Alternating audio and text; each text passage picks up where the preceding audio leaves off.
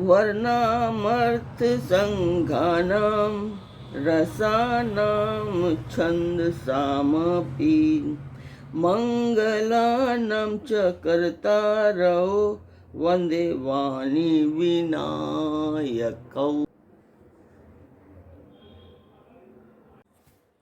नमस्कार व्यूअर्स, तो मैं वापस आ गई हूँ अपने रामचरितमानस पर। जैसे मैंने आपको कहा था कि मैं रामचरितमानस का हिंदी रूपांतरण का पाठ मैं करूँगी, तो अभी हम शुरू करेंगे रामचरितमानस का पाठ।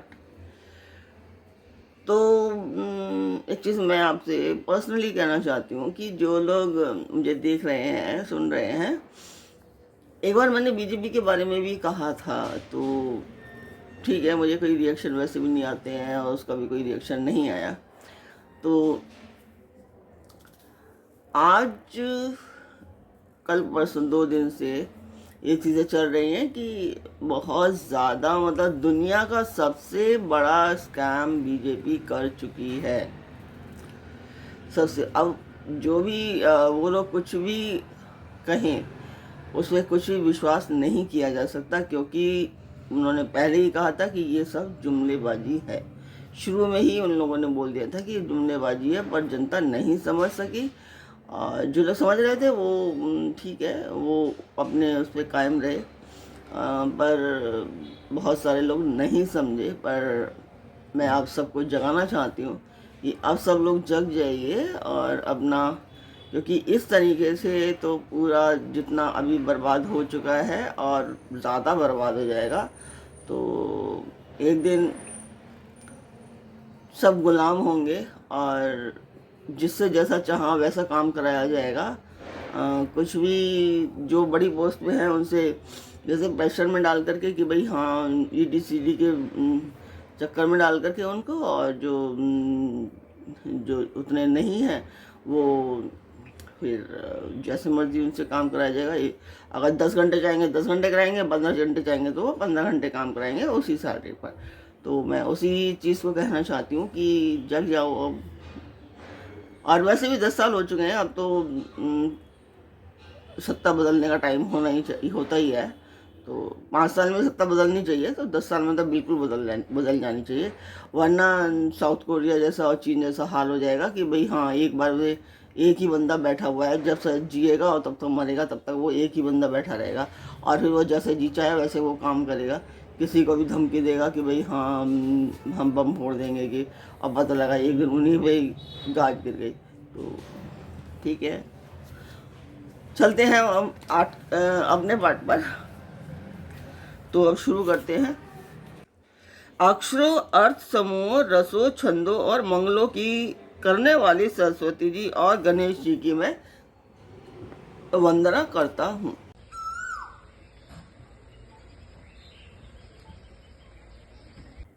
श्रद्धा और विश्वास के स्वरूप श्री पार्वती जी और श्री शंकर जी की मैं वंदना करता हूँ, जिनके बिना सिद्धजन अपने अंतःकरण में स्थित ईश्वर को नहीं देख सकते। तो मैंने जैसे पहले भी कहा था कि मैं सिर्फ हिंदी रूपांतरण करूँगी। अब दोबारा से पाठ में उस तरीके से नहीं करूँगी कि पहले दोहा और फिर इसका हिंदी रूपांतरण, नहीं। अब मैं सिर्फ हिंदी ही पढ़ूंगी, उसके ज़्यादा अभी कुछ नहीं करूँगी। दोहे नहीं पढ़ूंगी, क्यों, ताकि बहुत लोगों को समझ में नहीं आता है, तो वो हिंदी रूपांतरण नहीं चलेगा। अब वहीं पर हैं अभी हम। ज्ञान में नित्य शंकर रूपी गुरु की मैं वंदना करता हूँ, जिनके आश्रित होने से ही तेरा चंद्रमा भी सर्वत्र वंदित होता है।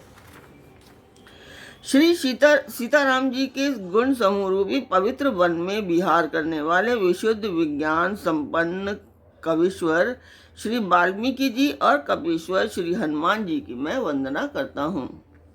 उत्पत्ति, स्थिति और संहार करने वाली कलेशों को हरने वाली तथा संपूर्ण कल्याणों को करने वाली श्री रामचंद्र जी की प्रियतमा श्री सीता जी का मैं नमस्कार करता हूँ।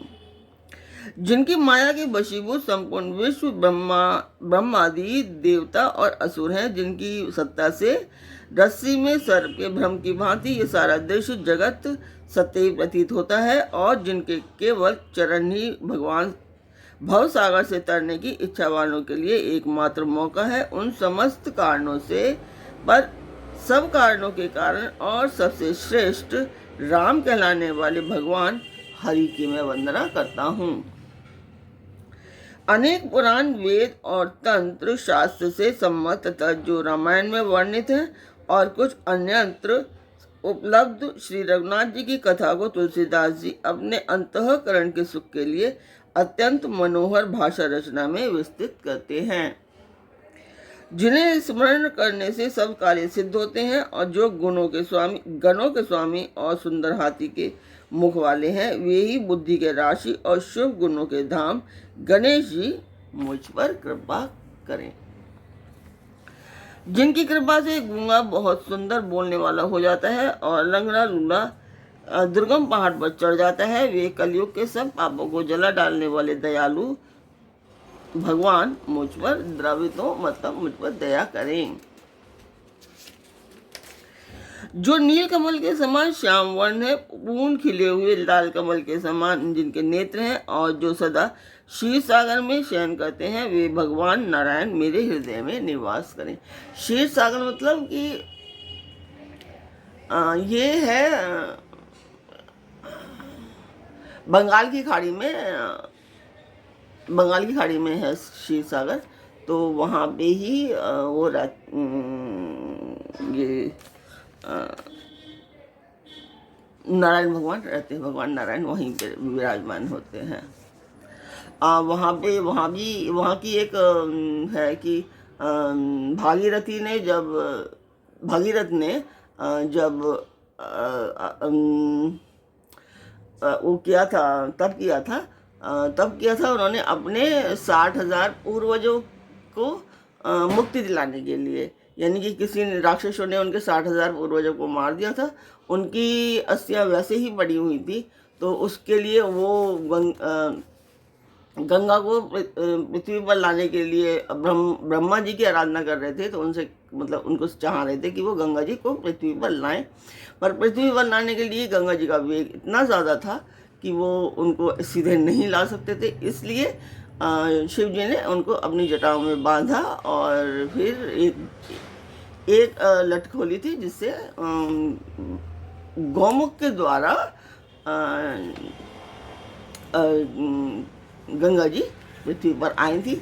तब उन्होंने पृथ्वी पर रास्ता दिखाया था भागीरथ ने कि यहाँ से लेकर के वहाँ तक सागर में आपको मिलना है, और मेरे सारे 60,000 पूर्वजों को लेकर के वो सारी अस्थियाँ, वो क्योंकि उतना कोई कर नहीं सकता था, तो एक बंदा तो गंगा जी की ही एक सहारा था कि वो सब बहा करके वो ले जाएं और समुद्र में उनको मिला दें। वो क्षीर सागर में वहाँ ले गई थी।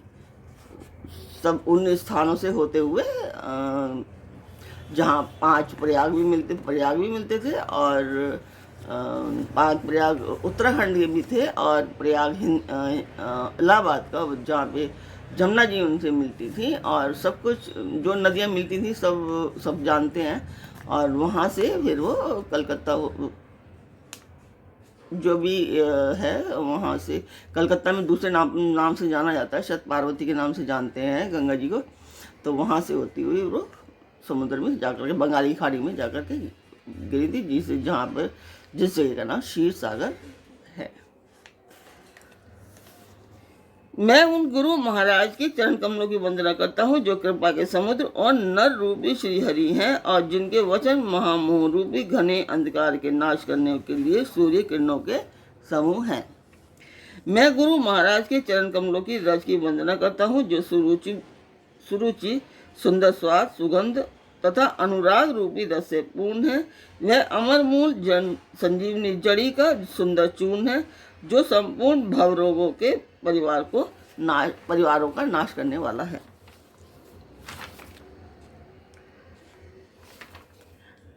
वह रज सुकृति पुण्यवान पुरुष रूपी शिवजी के शरीर पर सुशोभित निर्मल विभूति है और सुंदर कल्याण और आनंद की जननी है। भक्त के मन रूपी सुंदर दर्पण के मैल को दूर करने वाली और तिलक करने से गुणों के समूह को वश में करने वाली है। श्री गुरु महाराज के चरण नखों की ज्योति मणियों के प्रकाश के समान है, जिनके स्मरण करते ही हृदय में दिव्य दृष्टि उत्पन्न हो जाती है। वह प्रकाश अज्ञान रूपी अंधकार को करने वाला है, अंधकार का नाश करने वाला है। वह जिसके हृदय में आ जाता है उसके बड़े भाग्य हैं। उसके हृदय में आते ही हृदय के निर्मल नेत्र खुल जाते हैं और संसार रूपी रात्रि के दोष दुख मिट जाते हैं एवं श्री रामचरित्र रूपी मणि और मानिक के गुप्त और प्रकट जहाँ जो जिस खान में है सब दिखाई पड़ने लगते हैं। जैसे सिद्धाजन को नेत्रों में लगाकर साधक सिद्ध और सुजान पर्वतों वनों और पृथ्वी के अंदर कौतुक से ही बहुत सी खाने देखते हैं। श्री गुरु महाराज के चरणों की रज कोमल और सुंदर नयनान्वित अंजन है, जो नेत्रों के दोषों का नाश करने वाला है। उस अंजन से विवेक रूपी नेत्रों को निर्मल करके मैं संसार रूपी बंधन से छुड़ाने वाले श्री रामचरित्र का वर्णन करता हूँ।